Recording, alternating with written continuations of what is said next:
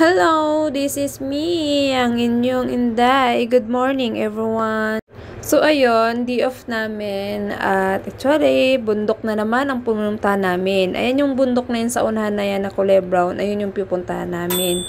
So, this is the starting point ng bundok na aakyatin namin. At may mga kasama din kaming ibang Pinay dyan.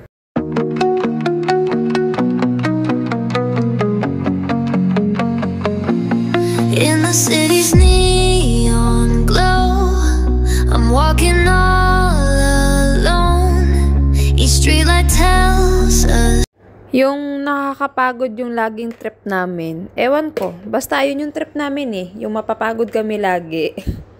So, ayun, samahan nyo kami sa kagubatan uli.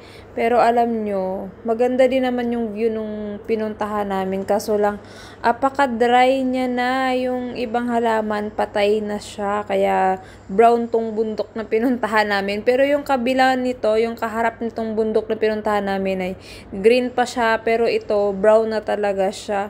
Patay na yung mga halaman. Pero maganda din yung view niya sa taas kasi kita mo yung city. So ayun, paakyat na kami niyan at nauna na yung mga Pinay na kasama namin. Makikita nyo mamaya yung mga halaman dyan ay brown na talaga. Pero itong sa bunga, hindi pa masyado siyang brown. Pero ang ano lang dyan, yung iba dyan, patay na talaga siya, brown na talaga siya. Ang dry ng bundok na pinuntahan namin. Dry na nga kami. Dry pa yung bundok na pinuntahan namin. Wala na. Puro dry na talaga. More on paakyat kasi itong dinaanan namin. Kaya nakakapagod talaga. Alam niyo ba, kinabukasan, ang binti ko, ang sakit. Pero worth it naman. Kasi ang ganda naman ng view niya. Kita yung city sa baba. Wala siyang dagat ngayon, walang dagat na view. City lang siya yung view niya. Pero ang ganda. Ayun, pinromote lang namin dalawa yung tumbler namin. Ang cute kasi, panda. Ito yung first stop namin. Napagod kami agad, pero wala pa kami sa 1/4 niyan. Siguro, basta wala pa talaga kami sa 1/4 niyan. Nag-first stop na kami agad. Pagod na eh. I close my eyes and see. Pagtapos namin magmuni-muni, ayun, nag-breakfast muna kami. Kumain muna kami bago magpatuloy ng lakad. Siyempre, kailangan ng lakas. Holy place. I wanna run back to you like a river to the blue. No matter how far I've been, I know my heart will always win. I wanna run back to you. Leave all my fears behind.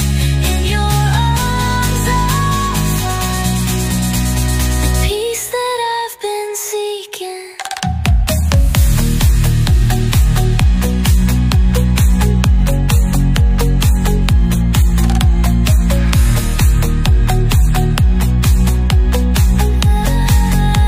So, after kumain, naglakad na din kami para maabutan namin yung mga Pinay na nauna sa amin.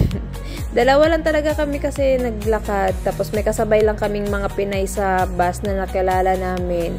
So, nauna lang sila kasi nag-stop pa kami at kumain. Siyempre, kailangan ng lakas, 'di ba?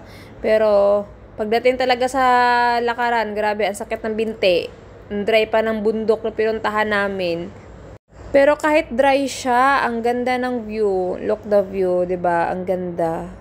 Ang ganda ng kita yung city pero ang unti lang ng bahay. So, yun, more on lakad. So, enjoy guys. Enjoy the view.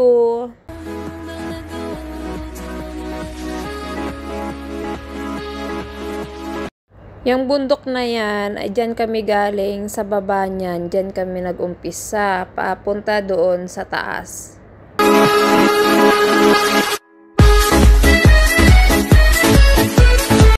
Ito na yung second stop namin at nag-snacks lang kami dyan. Yung bundok na sa likod namin, ayan pa yung aakyatin namin.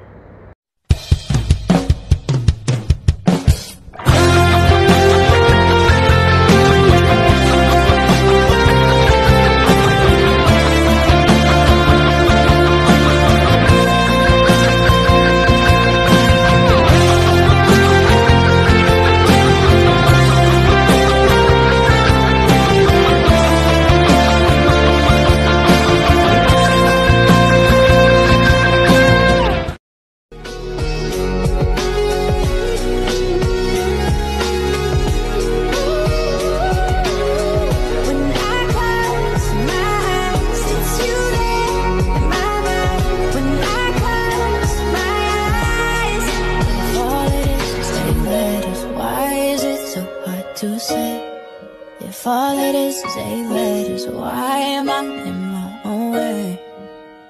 Why do I pull you? After takbo-takbo, gapang-gapang na, napagod na yung tuhod. Yun, gumapang na paakyat. Pero guys, yung lupa na yan, madulas siya pag yung sapatos mo kailangan ng spike talaga. So ayun, malapit na kami sa tuktok. Pero yung tuktok na yan, hindi talaga yan yung tunay na tuktok na yan. Sa likod na yan, may iba pang tuktok.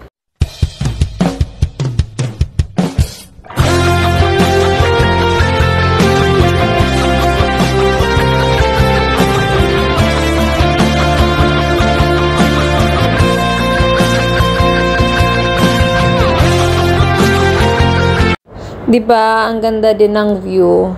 Brown dito sa kabila and green doon sa kabila.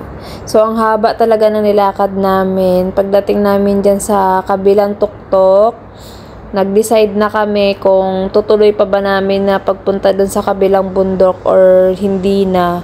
Nag-isip-isip na kami. Nag-stop muna kami dyan kung tutuloy na ba namin or hindi. Kasi ano oras na din, baka mamaya maabutan kami ng gabi sa daan. So, ayan na, nagmuni-muni na lang kami dyan.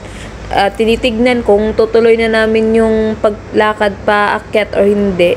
Pero, sa totoo lang, hindi na namin tinuloy. Syempre, umuwi na kami. So, ayun guys. I hope you enjoy and huwag kayong magpaka-stress sa buhay nyo. Mag-nature na din kayo. Enjoy nyo lang yung life nyo. Basta kasama nyo si God sa life nyo. Mag-i-enjoy kayo. So, ayun, I hope you enjoy to my long video again. So, bye-bye guys! God bless everyone!